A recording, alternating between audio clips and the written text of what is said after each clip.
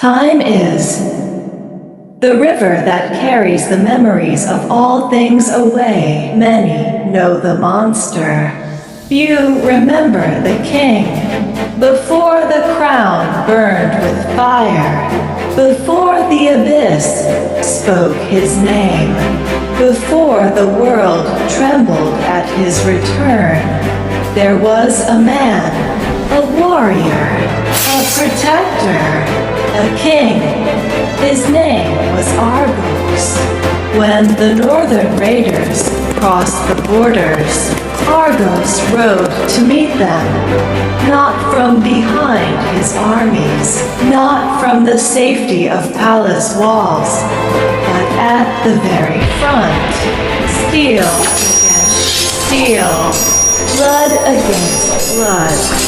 Victory after victory followed his banner, and wherever the king rode, the kingdom grew stronger, and villages burned. Argos rebuilt them. When famine threatened the realm, Argos opened the royal granaries and fed the people. Roads stretched across mountains and valleys. Bridges connected lands once divided by fear. Fortresses rose from stone and mountain. Trade flourished.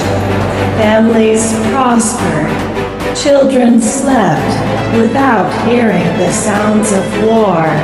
For the first time in generations, the realm knew peace, not because peace was given, but because Argos fought for it. Yet, history teaches a cruel lesson. The brighter the light, the darker the shadow it casts. For a while, the people celebrated their golden age. Others watched with growing concern, not because Argos was cruel, not because he had failed, but because he had succeeded beyond anything they imagined. The kingdom no longer looked to the council for strength. It looked to Argos, and as his influence grew, so too did their fear. In dark chambers, beyond the eyes of the people, questions became doubts. Doubts became whispers, and whispers became the first seeds of betrayal.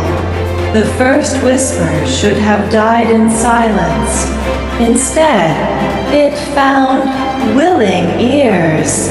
What began as doubt became suspicion. What became suspicion soon became accusation. For those who feared losing power no longer asked whether Argos was dangerous. They began searching for proof that he was.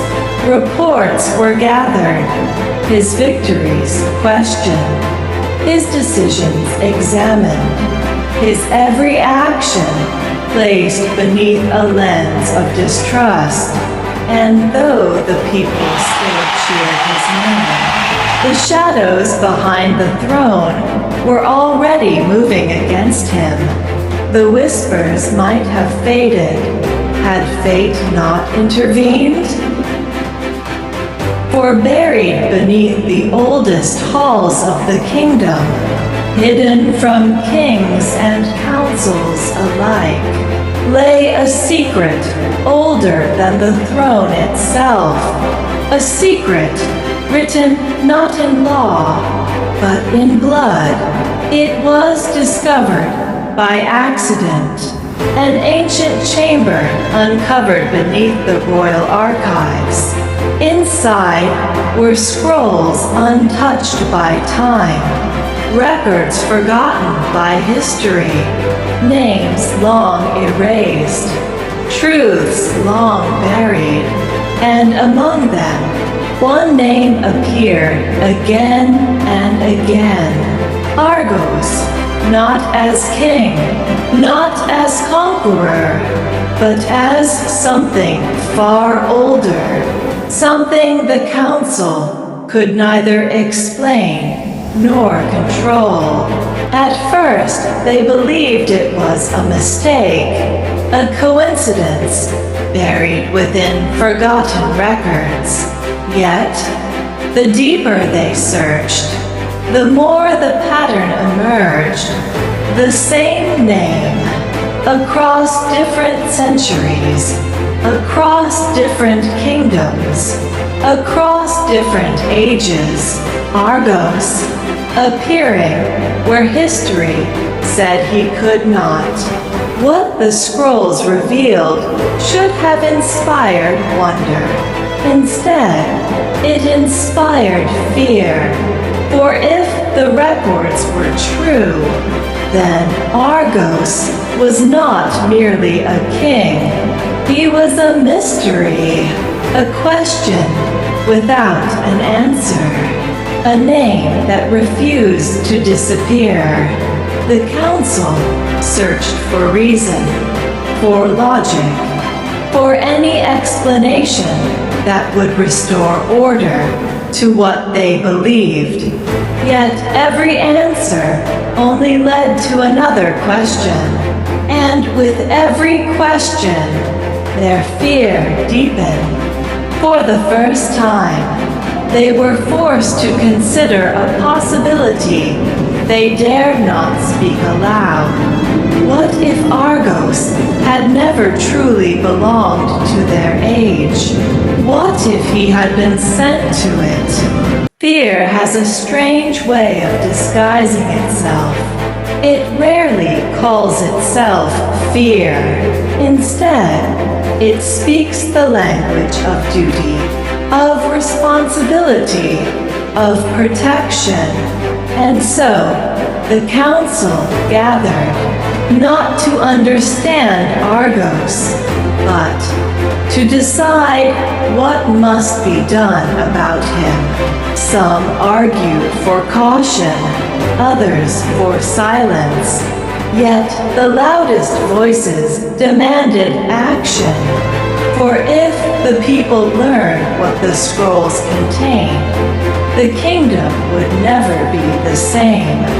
And so, behind closed doors, a choice was made.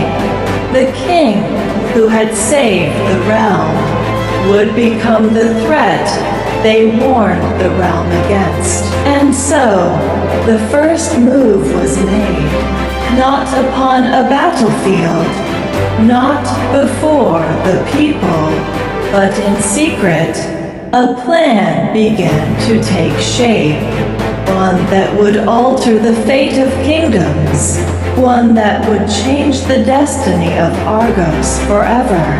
For while the realm slept peacefully, the machinery of betrayal had already begun to turn, and before long, the king who trusted his counsel would learn the true cost of trust.